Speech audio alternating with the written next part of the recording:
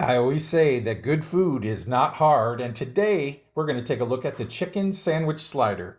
By focusing on just a few details, we elevate this simple and ordinary recipe into a craveable delight that will have everyone forgetting all about Chick Fil-A.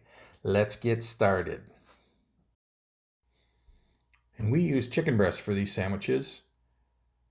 And to help with slicing, I put this in the freezer about 30 minutes beforehand and it firms the flesh up and makes it real easy to cut here. I use a smaller kind of fillet type knife. Just makes it easier. And I kind of cut them on an angle just to make a larger medallion instead of straight down through the breast. No problem. Now once they're sliced up, we want to take the meat mallet and use the pointed end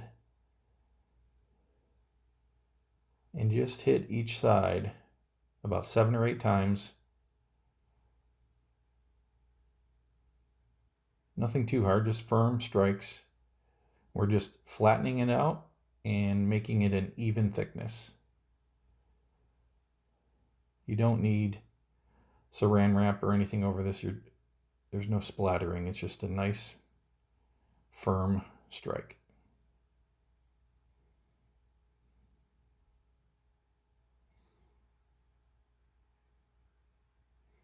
And there you go. Now, once you have all those done, we're going to grab a Ziploc bag and some buttermilk. And we are going to marinate these at a minimum overnight, but I would prefer like 24 hours. You can even marinate them up to 3 days. So definitely do this ahead. Then we're just going to put the meat into the Ziploc bag and cover it with the buttermilk.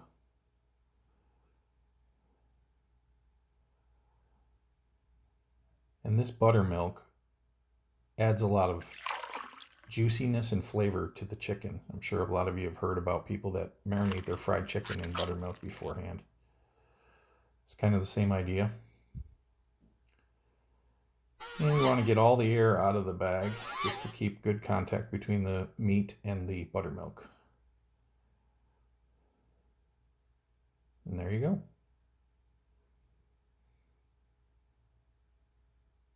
Tomorrow. So we're going to set up our breading station. We whip up some eggs.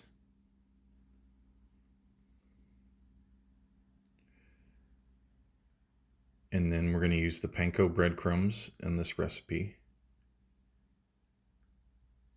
This is a great product. It makes a nice crispy crunch. And then wherever we're breading, we always want to remember the month February, because we first go in the flour, then we go in the egg, and then we go into the breadcrumbs. F-E-B, February. And then we add a little water to the eggs just to loosen them up a little bit. And then we set our chicken up in a colander just to drain off some of the buttermilk. And we'll start doing a couple more of these.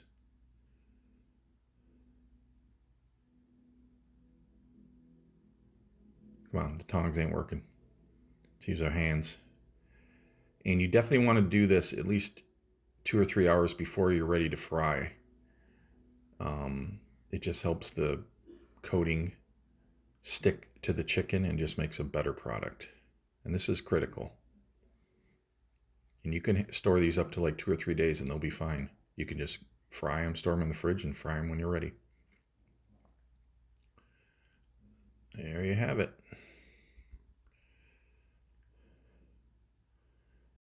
Now, when you're ready to make the sandwiches, we need to set up a frying station. And we're going to fry these one at a time. So we're using just a small amount of oil. This is only about 4 inches of peanut oil in this little pot. And then while that's heating up, we want to get our flat top or a frying pan going for the rolls. And I like to use these water rolls. They're light, they're durable, they're soft. I think they're way better than like a potato roll or a brioche bun. I think these are perfect, but obviously you can use whatever you want.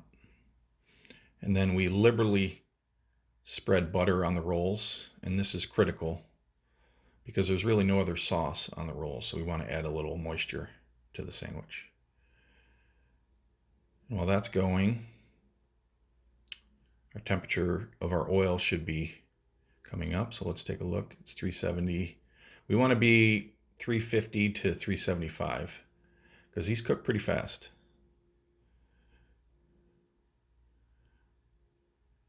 And that's exactly, we want to see all that bubbling. If you're below 350, it's not going to work.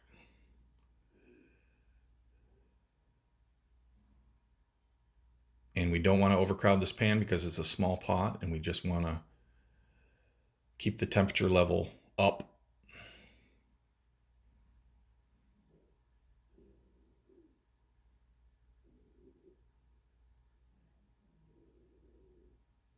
And these are only going to take less than a minute. Once the outside's brown, it's done because the meat is so thin. And we definitely don't want to overcook these because that'll dry them out. And we're just flipping them to make sure both sides are cooked. And you can see our oil temperature did not drop that much. It went from about 375 down to 365, and that's perfect. And that's it. I mean, that took less than 1 minute. Look how crunchy that is.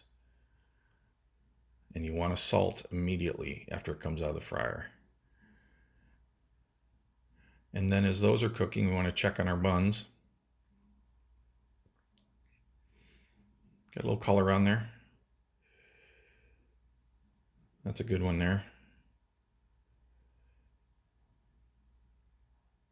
There's a nice one. So we'll pull those off. And then we add the pickles. And I like to use these oval pickles. I just think they cover the sandwich well. Nice and crispy. But obviously you can make or use whatever pickles you like. And then we add the chicken and assemble the sandwich. Look at these beauties. Make these today. Impress your friends or eat them all yourself. If you like the video, subscribe. Hit the thumbs up. Leave a comment and I'll probably reply. Probably.